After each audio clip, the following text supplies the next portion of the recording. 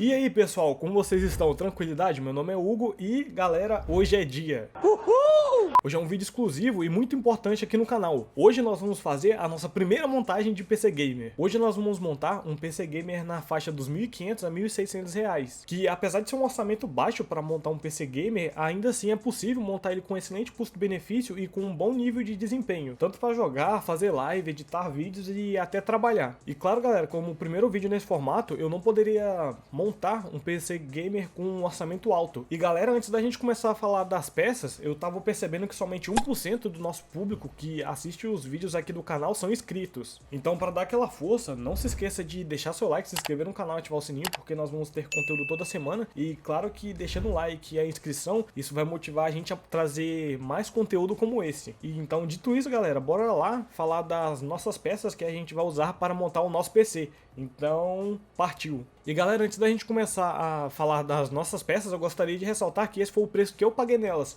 Isso não quer dizer que elas estão nesse preço hoje. Então eu acho que é isso. Bora lá começar com o nosso kit. Bom galera, começando com o kit de processador, placa-mãe e memória, o kit que a gente vai usar é o kit Xeon X79. E essa placa-mãe X79 é uma placa-mãe bem completa. Ela possui 4 slots de memória RAM, ela também possui suporte a NVMe e ela também tem 8 portas USB 2.0. E ela possui 4 portas SATA, sendo 3 2.0 e uma 3.0. Aquela que possui capacidade de até 500 MB de leitura e escrita, que é a mais atual. E os únicos contras, na verdade pendências na minha opinião, em relação a essa placa-mãe, são que ela possui 4 slots, mas ela não possui suporte ao Quad Channel, que daria basicamente mais estabilidade nos jogos e no sistema em geral, mas infelizmente ele não possui. E apesar de ter 8 portas USB, elas são 2.0. Elas poderiam ter pelo menos 2 portas USB 3.0, mas como eu disse, isso são apenas pendências. Não quer dizer que a placa-mãe seja ruim. Na verdade, ela é bem completa. Existem variações dessa placa com suporte ao USB 3.0, mas de qualquer forma isso se torna totalmente justificável pelo preço que eu paguei nela. E bom, o processador desse kit é o Xeon E5 2689. Ele possui 8 núcleos de 16 threads e o boost dele vai até 3.3 GHz e ele tem uma base de 2.6. 8 núcleos e 16 threads hoje é muito bom para os jogos. Os Xeons, apesar de serem um pouco antigos, eles têm alta capacidade de processamento, então isso não vai ser um problema em relação a rodar os nossos jogos. Se a gente for comparar com o Xeon E5 2650 V2, que é da mesma plataforma, o Xeon 2689, ele se sai um pouco melhor em alguns jogos devido a ter um clock um pouco maior. Se eu não me engano é de 100 ou 200 MHz, mas de qualquer forma ele é um processador excelente. Bom galera, e falando das memórias RAM, são 4 pentes de 4 GB, totalizando 16 GB DDR3. Essas memórias elas são de servidor ECC. É uma pena a placa-mãe não suportar Quad Channel, porque nesse caso específico, isso aí daria compatibilidade tranquilamente. E eu já ia me esquecendo, a frequência dessas memórias são de 1600 MHz. A marca dessas memórias são a marca Elpida. Essa marca ela é bem famosa lá fora por fabricar chips de memórias, tanto de memória RAM quanto de chip gráfico. Bom galera, todo esse kit de placa-mãe, memória e processador me custou R$328. O quê? Não acredito. Parece doideira, mas não é. Eu vou deixar o print em algum canto na tela aqui para vocês darem uma olhada. E bom galera, como vocês podem perceber aqui, eu já deixei o Air Cooler montado no kit. E esse Air Cooler que eu vou usar no nosso kit é o Cooler Master Hyper 212X. Ele é um Air Cooler bem simples, mas ele tem uma fan de 120mm, 4 heat pipes. E uma curiosidade muito interessante desse Air Cooler é que vou até mostrar aqui na caixa para vocês verem. A caixa tá um pouco destruída, mas não tem problema. Uma das paradas mais curiosas e interessantes que eu achei desse Air Cooler é que ele propriamente já tem o suporte para a plataforma 2011, que são essas plataformas dos Xeons. E isso facilitou bastante porque eu não precisei usar aquele suportezinho que vem junto com o kit. Então ele é um Air Cooler muito bom e ele tem suporte para essa plataforma. E ele vai dar conta tranquilamente de segurar o Xeon E5 2689. E pra galera que quer comprar ou montar um PC com esse kit, eu sei que vai precisar de um Air Cooler. E propriamente dito, é muito difícil de achar esse aqui. Então, já que a ideia é economizar custo também, eu vou recomendar um Air Cooler da Lanshu. Ele possui 4 heat pipes, porém a fan dele é somente de 90mm, mas ele tá com preço muito bom, ele tá custando hoje menos de R$100. Eu vou deixar o link aqui embaixo na descrição para vocês darem uma olhada depois. E galera, eu sei que armazenamento é uma coisa muito relativa e eu sei que varia muito de acordo com a sua necessidade e o quanto você está disposto a gastar por isso. E galera, de armazenamento eu vou usar o SSD NVMe M2 da Z Switch. É um SSD NVMe muito bom. Eu vou deixar o link dele para vocês darem uma olhada no vídeo depois, caso vocês tenham algum interesse. E ele também, eu vou deixar o link dele aqui embaixo na descrição. E galera, nos nossos testes, se eu não me engano, ele bateu 1K e meio de escrita e 2K e 100 de leitura. Foi alguma coisa assim. De qualquer forma, ele é mais rápido que o SSD SATA convencional. Mas, como eu disse, isso é uma coisa muito relativa e vai variar de acordo com a sua necessidade. E galera, eu paguei R$185 nele. Foi um preço muito bom que eu paguei. Hoje ele tá custando um pouco mais caro, mas de qualquer forma, na minha opinião, ele ainda tá valendo muito a pena. E bom galera, a fonte que nós vamos utilizar é uma fonte da EVGA de 430 watts. Ela tem 80 Plus White e ela também possui PFC ativo. E bom, pra gente montar o nosso PC, essa fonte ela vai dar conta do nosso kit tranquilamente. Eu tô utilizando ela porque eu peguei ela num preço muito bom, mas caso você queira montar o kit, esse mesmo kit que eu tô montando aqui pra vocês, eu recomendo pelo menos uma fonte de 500 watts pra cima, para futuros upgrades ou caso você decida trocar o kit lá na frente. E isso também é uma coisa muito relativa, mas caso você for montar o PC e for usar ele por bastante tempo, sem fazer nenhuma melhoria, uma fonte de 430 watts pode ser suficiente. Mas de qualquer forma, uma fonte de boa qualidade, ela gira em torno de 250 a R$300. Claro, de 500 watts. Caso você opte por uma fonte maior, de maior capacidade, ela vai ser mais cara. Mas na nossa montagem a gente vai utilizar essa. E galera, chegamos à cereja do bolo. Eu tava na dúvida entre a RX 5500 XT e a RX 580 de 8 GB de 2048 SP. Essa RX 580 eu já fiz review dela e eu também já abri essa placa. Vou deixar o vídeo aqui no card para vocês darem uma olhada, mas nessa montagem eu decidi utilizar a RX 5500 XT de 8 GB. Esse modelo é o modelo da Jieshu. Não existe tanta diferença assim entre performance relativa entre a RX 580 e a RX 5500 XT, mas eu acho que essa placa ela vai combinar mais com o kit. Claro que isso depende de acordo com a sua necessidade, mas nessa montagem a gente vai utilizar ela. Bom, esse é o modelo de 8 GB e ela é uma placa muito boa. Apesar do projeto dela ser simples, é um projeto bem completo. Ela tem um backplate, ela tem uma boa dissipação, ela também tem 3 DisplayPort e um HDMI. E ela dá conta de rodar todos os jogos da atualidade em Full HD em boas qualidades. De qualquer forma, valeu super a pena. Mesmo sendo um projeto refeito, esse é um projeto feito do zero. Todo o PCB, toda a carcaça, a estrutura dela é nova, incluindo chips de memória e chip gráfico. Então vale super a pena. E por último, galera, que não tem como mostrar aqui, mas eu vou deixar alguns takes para vocês. O gabinete que a gente vai utilizar é o gabinete da Dark Flash modelo DK100. Ele é um gabinete bem simples, mas é um gabinete bem completo, com tampa lateral de vidro, suporte a 3 fãs de 120mm, ele também suporta placas-mães ATX e ele possui PSU Cover. Tudo isso por R$200 e na minha opinião valeu super a pena. Bom galera, gabinete também é uma coisa muito relativa, depende muito do quanto você está disposto a gastar, mas eu acredito que esse modelo seja muito bom. Mas caso você queira escolher um com fonte em cima ou alguma coisa assim, também não tem problema. E bom galera, somando todas essas peças deu um total de R$1.593. Eu poderia ter reduzido mais o custo dele, tirando um pouco da memória, colocando um SSD SATA mesmo de 512 ou trocando um gabinete por um inferior, esse tipo de coisa para reduzir o máximo possível de custo. E galera, esses preços abaixo que eu paguei, obviamente não foi da noite pro dia. Eu peguei e aproveitei várias promoções ao longo do tempo. Eu fiquei garimpando muitas promoções para chegar nesse resultado. E claro que sempre tem alguma maneira, algum produto que esteja valendo a pena, que esteja em um preço bom. Se eu montasse esse mesmo PC comprando tudo hoje, ficaria em torno de R$1.800 a R$1.900. Claro, dando uma boa pesquisada e tudo mais. Então, diante disso, eu decidi criar um grupo de ofertas no Telegram aqui do canal. E lá eu vou mostrar algumas promoções que estão valendo a pena. Claro, peças sobre hardware, periférico, processador, memória, placa de vídeo, armazenamento, esse tipo de coisa. E galera, não precisa ter o Telegram instalado no celular ou no PC, basta clicar em prévia do canal que lá vai aparecer listado algumas promoções. Então, para quem quer dar aquele upgrade na máquina ou simplesmente quer montar uma, vale a pena dar uma conferida. Eu queria mostrar essa novidade para vocês junto com algo visível para poder demonstrar para vocês. Então, pessoal, acho que é isso aí. Convite lançado, bora lá montar o nosso PC. E bom, galera, as coisas já estão aqui para serem montadas e para quem mexe com o computador direto ou simplesmente trabalha com isso, deve ter pelo menos uma chave de fenda e bastante parafuso. Mas beleza, só um detalhe que eu queria mostrar para vocês e bora começar a nossa montagem.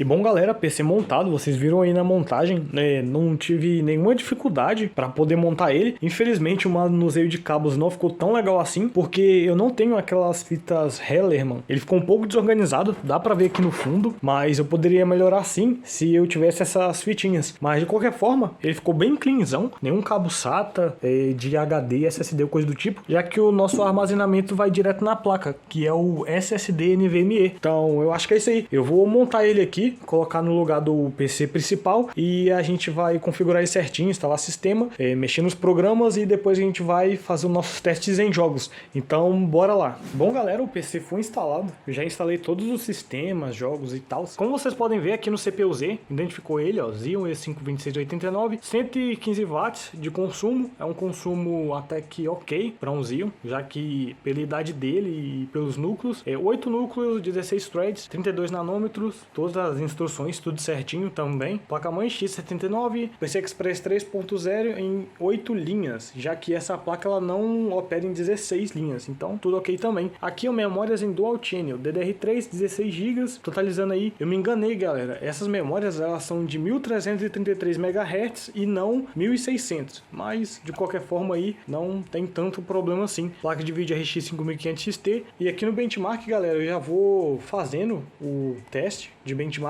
para ver quanto que ele vai pontuar, e aqui tá pontuando quase 3.300 pontos e no single core tá pontuando em 825 pontos, o que no multitarefas já é uma quantidade bem ok de pontos, muito boa, e no single thread aqui já é uma pontuação um pouco baixa devido ao clock baixo dos Xeons, mas não tem problema, já que é um processador muito bom. E galera, aqui no GPU-Z, como vocês podem ver, aqui tá batendo todas as especificações, tudo certinho, RX 5500 XT, 7 nanômetros, fabricação aqui ó, em dezembro de 2019, 1408 shaders, GDDR6 com chips da Samsung, isso confere já que a gente já abriu ela, 128 bits, 8 GB de memória, então tá tudo certinho. E a BIOS que essa placa tá utilizando é uma BIOS da Yeston, então tá tudo ok, já que é um projeto refeito, então não tem problema. E galera, eu acho que é isso, bora lá testar o nosso PC em jogos. E galera, eu tava instalando o jogo aqui, eu já ia me esquecendo de fazer o teste de leitura e escrita do NVMe, para ver se tá tudo certinho e se as especificações estão batendo. Então eu vou começar a fazer o teste aqui, e já vou fazer o teste aqui, e assim que terminar eu volto. Então galera, testes finalizados, aqui deu 1563 megas de leitura e 1709 megas de escrita. No momento que eu fiz esse teste eu tava instalando o GTA V ainda, então ele deu meio que atrapalhou um pouco, mas isso daqui já é uma velocidade de leitura e escrita muito boa. Então eu acho que é isso aí, galera, bora lá começar os nossos testes em jogos. Então galera, o primeiro jogo que a gente vai testar é o clássico GTA V. Eu deixei ele na resolução em Full HD, com as qualidades entre alto e muito alto. Então pessoal, o FPS ele ficou oscilando um pouco entre 80 a 110 quadros, isso é totalmente normal. De qualquer forma o jogo ficou totalmente estável, nenhum tipo de stutter, engasgos ou coisa do tipo, e o uso de processador ficou em cerca de 30-35% no máximo, e a frequência do processador ele ficou em 3.3 GHz, que é o máximo possível. O uso de memória RAM ficou em 6 GB e 100 MB, o que é ok até. O que mais me impressionou foi que o kit não conseguiu extrair 100% da placa de vídeo, então a placa de vídeo ficou oscilando entre 70% a 90%, e ela ficou bem fria com cerca de 60 a 65 graus, e o uso de VRAM ficou em 3,8 GB. Então super aprovado no GTA V, bora partir para o nosso próximo jogo. E galera, o próximo jogo que a gente vai testar é o Euro Truck Simulator 2. Eu deixei ele com gráfico no Ultra e dimensionamento em 125%. Eu aumentei mais os gráficos ainda, mais que o preset do próprio jogo. E nós tivemos aí uma média entre 70 a 85 FPS. O uso da RX 5500T, ela ficou oscilando entre 70 a 90% de uso. Novamente ela não bateu 100%, o uso de VRAM ficou em torno de 2 GB e a temperatura dela ficou bem fria, entre 50 a 55 graus. O uso do nosso Xeon ficou entre 10 a 20% e ele ficou bem frio também, entre 50 a 55 graus. E o nosso uso de VRAM ficou em torno de 5,2 GB. Novamente mais um jogo que ficou totalmente estável, sem nenhum tipo de stutter e engasgos.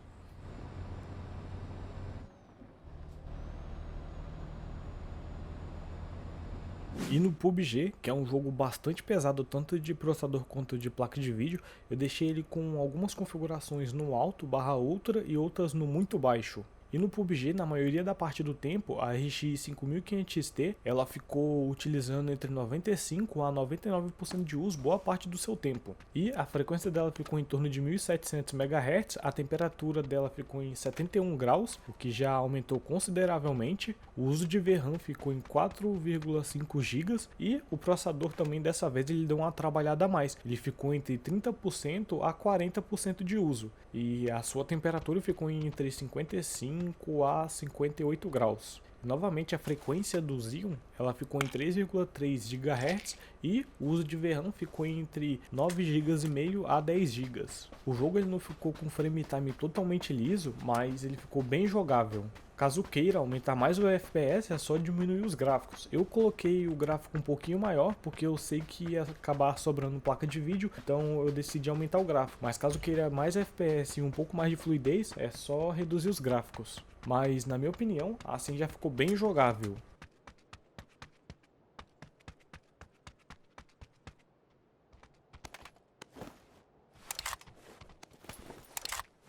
No CSGO eu deixei os gráficos no alto e o anti-serrilhado em 2x. E mesmo assim, a RX 5500T ela não atingiu 100% de uso, ela ficou na casa dos 50 a 80% de uso e ela ficou em cerca de 60 graus, o que é uma temperatura muito boa também.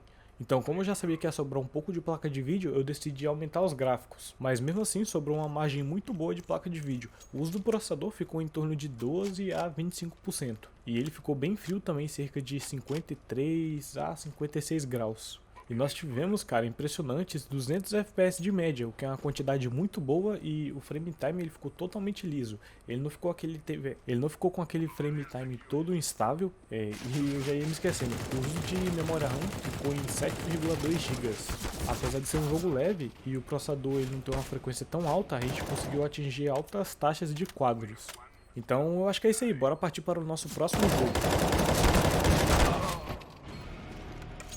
No God of War, em Full HD, eu deixei as qualidades originais, não usei nenhum tipo de escala de renderização, ou seja, é Full HD nativo, e nós tivemos uma média entre 45 a 60 quadros. Em alguns momentos do jogo a gente sofreu algumas quedas de FPS, mas foram quedas sem stutters e engasgos, então o jogo ficou bem fluido. E o uso da RX 5500T, ela ficou na maioria da parte do tempo em cerca de 96 a 99% de uso, o que é muito bom, já que está tirando todo o proveito da placa de vídeo. Às vezes dava uma oscilada para 84%, mas isso é em raros casos. A temperatura dela ficou em cerca de 66 a 69 graus e o uso de VRAM ficou em 3,7 GB. E o uso de processador dessa vez ficou um pouco alto, cerca de 40 a 50%. E a temperatura do Xeon também subiu, ficou para 56 a 58 graus. E o uso de memória RAM ficou em 8,2 GB. Novamente o jogo ficou extremamente jogável e bem bonito. Então eu acho que é isso aí, galera. Bora lá partir para nossa conclusão.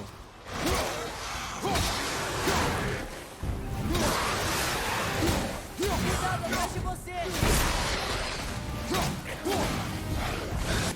E bom, galera, chegamos à nossa conclusão, e na minha opinião, esse é um dos melhores PCs a se montar com R$ 1.600 hoje. Apesar do kit X79CD DR3, um pouco mais antigo e tudo mais, ele deu conta de rodar os nossos testes em jogos tranquilamente. O GTA ficou entre 80 a 110 quadros. É claro que a taxa de quadros vai depender muito de vários fatores. Por exemplo, os Xeons, eles tendem a ter um clock mais baixo. Isso impacta diretamente no desempenho em jogos. Claro que devido a esse clock baixo, não iria resolver muito por uma placa de vídeo mais forte. Eu acredito que uma 1660 Super para esse tipo de kit, que é o kit X79, seria o teto dele. E falando de forma geral do PC, ele é um PC bem enxuto, ele não possui RGB, mas isso não quer dizer que ele não tenha desempenho e capacidade para rodar todos os jogos da atualidade em boas quantidades de quadro. Então, na minha opinião, cara, valeu super a pena. É um PC bem custo-benefício e o link de todas as peças eu vou deixar aqui embaixo na descrição. E caso você se interesse no nosso grupo do Telegram,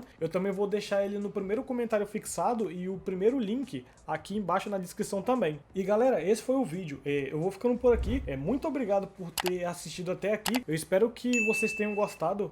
Lembrando mais uma vez, não se esqueça de deixar seu like, se inscrever no canal e ativar o sininho, porque nós vamos ter conteúdo toda semana. Então eu acho que é isso aí. Um forte abraço, tamo junto e fui!